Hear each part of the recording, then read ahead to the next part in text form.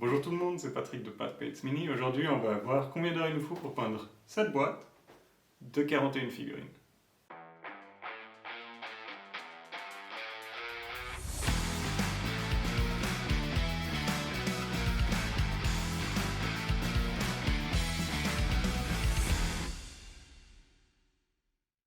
Alors je commence simplement par magnétiser toutes mes bases. Donc je prends un peu de green stuff et je colle un aimant en dessous de chaque base. C'est pour le transport et pour le stockage.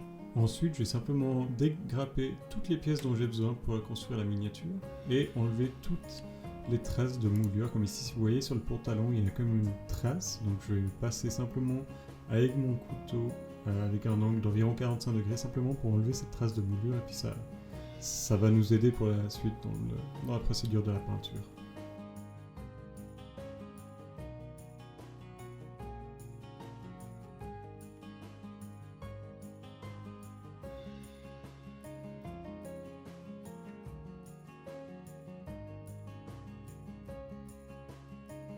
Ensuite, pour toutes les figurines qui ont des bases transparentes ou avec des petits montants transparents, je vais simplement utiliser un petit cure-dent que je vais couper et que je vais planter ensuite dans le Sagex à côté de moi. La deuxième unité que j'ai décidé de construire, c'est Piranha, simplement parce que les plans sont passablement vieux et passablement compliqués une fois qu'on commence à fatiguer. Alors j'ai commencé par ceux-là. Vous voyez qu'il n'y a pas de numéro de pièce. Il faut simplement se fier à son sens de l'observation sur le plan et puis essayer de retrouver la pièce sur la grappe.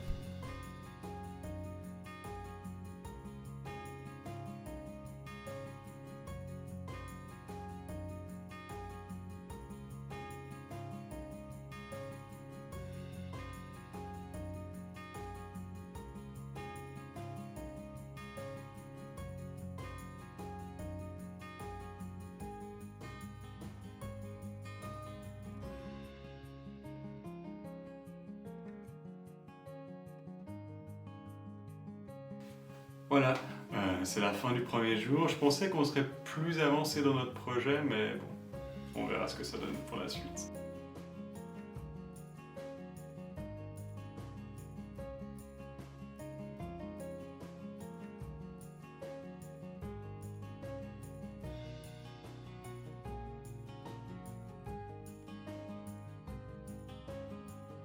Alors maintenant on arrive à la question toujours difficile des couleurs. J'ai pensé à un rouge et un blanc.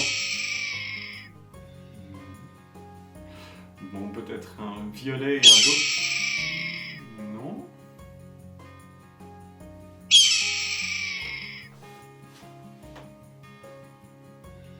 Bon, j'imagine bleu, vert et gris.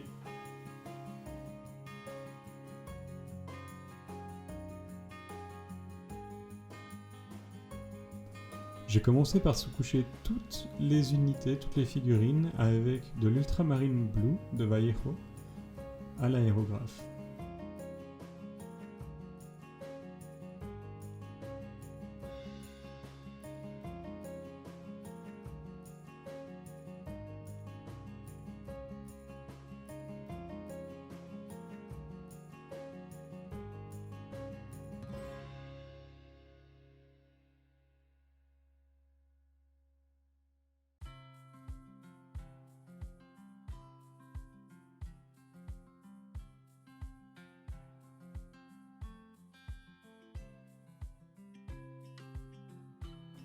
Par la suite, j'ai essayé de faire une première zone de lumière, de highlight, avec un bleu un petit peu plus clair, ici un Electric Blue de Vallejo Game Color aussi. Ça va nous aider ensuite pour gagner un peu de temps, pour donner l'impression de 3 dimensions.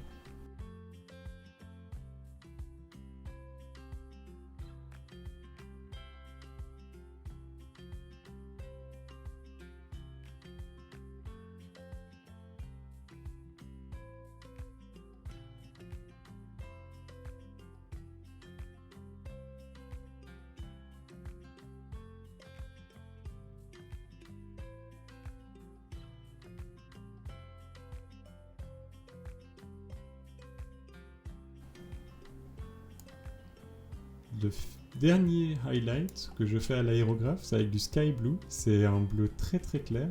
Et là, j'essaye d'être passablement léger avec et de ne pas en mettre trop, ou de ne pas mettre des couches trop épaisses. mais simplement essayer de viser vraiment les points les plus exposés au soleil de chaque figurine.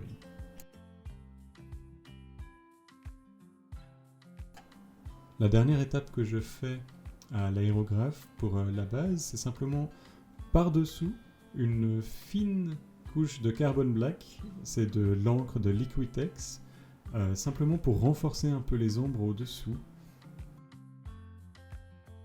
Ici on peut vraiment voir le contraste entre la figurine vue de dessus et la figurine vue de dessous, donc ça nous aide déjà à donner un bon effet sans trop d'efforts dès le départ.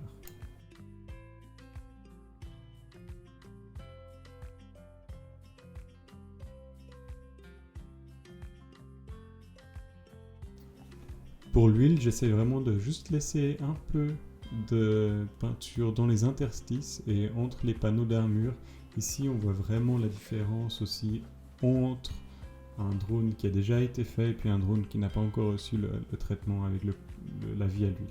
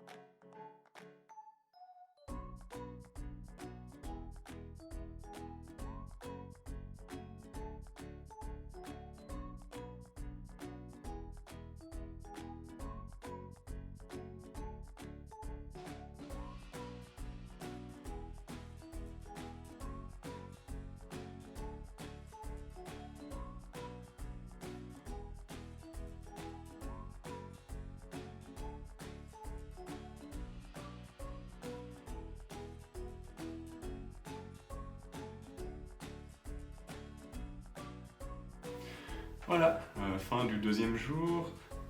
Passablement satisfait avec cette journée. On a bien avancé avec nos couleurs de base. On a pu mettre quelques bleus plus clairs. Et on a pu faire tout le travail avec le lavis à l'huile pour que ça ait le temps de sécher pendant la nuit pour continuer demain.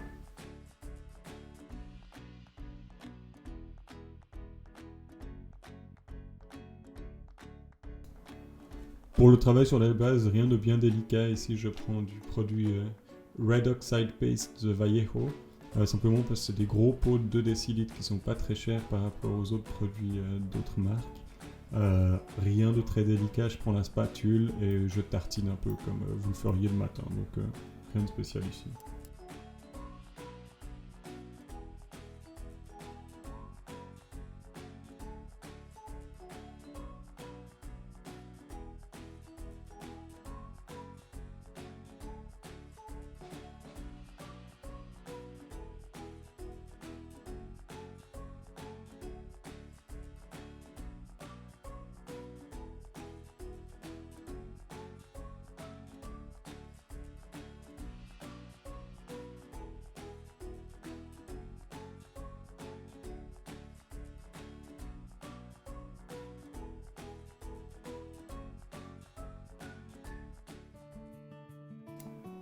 Pour les soldats à pied, je vais simplement tout faire les tissus en gris. Donc ça représente les gants, les manches, les pantalons et toutes les parties que je suis en train de vous montrer.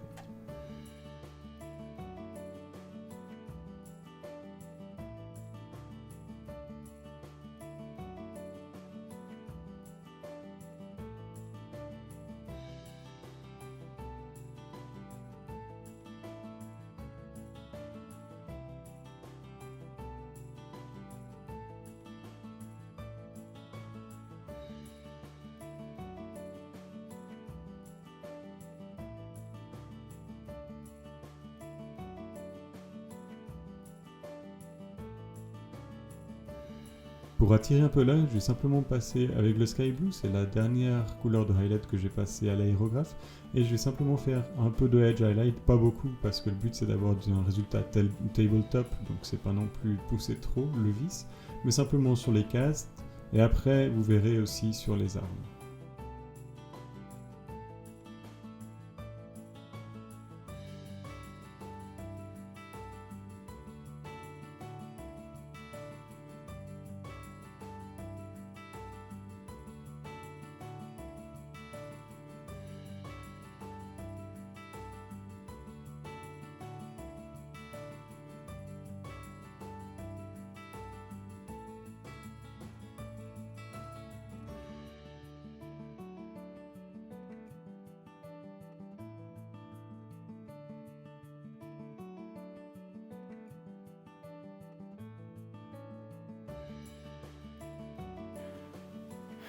Voilà, fin de la troisième journée, une journée passablement frustrante.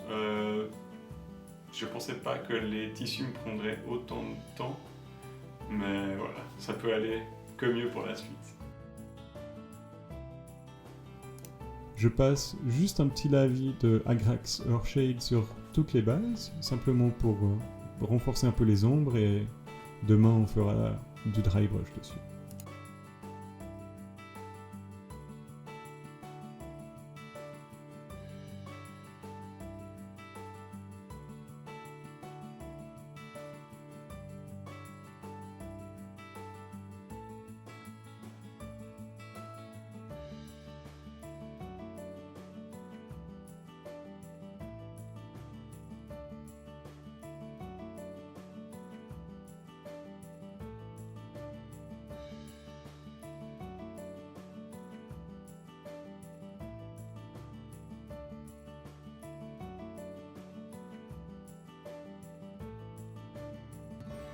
Comme on a fait pour les casques précédemment, on va simplement passer le pinceau délicatement sur les tranches supérieures des armes, simplement pour les refaire sortir un petit peu aussi.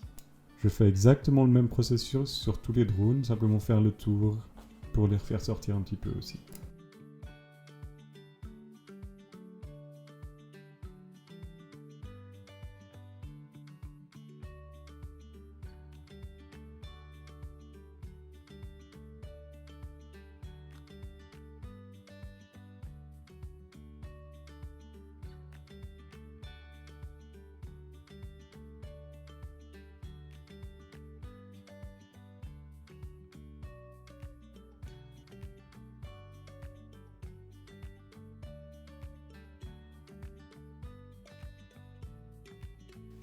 Fin de la quatrième journée, on a assez bien avancé avec les différents highlights, on n'a pas trop mal avancé avec les bases, je pense une journée de plus, mais on est bon.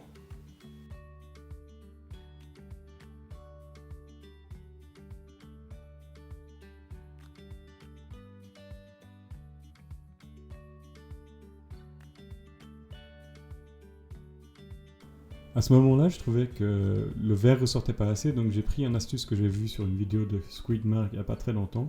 Simplement passer un peu d'encre blanche sur toutes les antennes ou toutes les parties que je voulais mettre en valeur. Une fois que l'encre blanche était sèche, je repassais simplement avec une encre verte par-dessus pour la faire sortir un petit peu.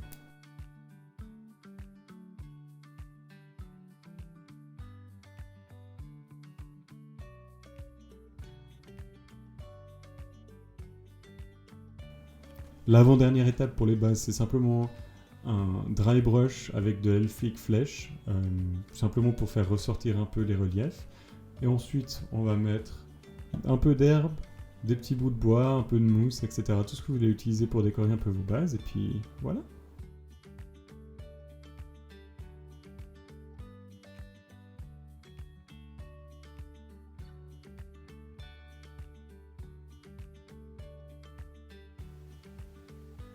Et voilà, l'armée est terminée, j'espère que le produit final vous plaira, et n'oubliez pas de liker, de vous inscrire à la chaîne et de laisser un commentaire. À la prochaine!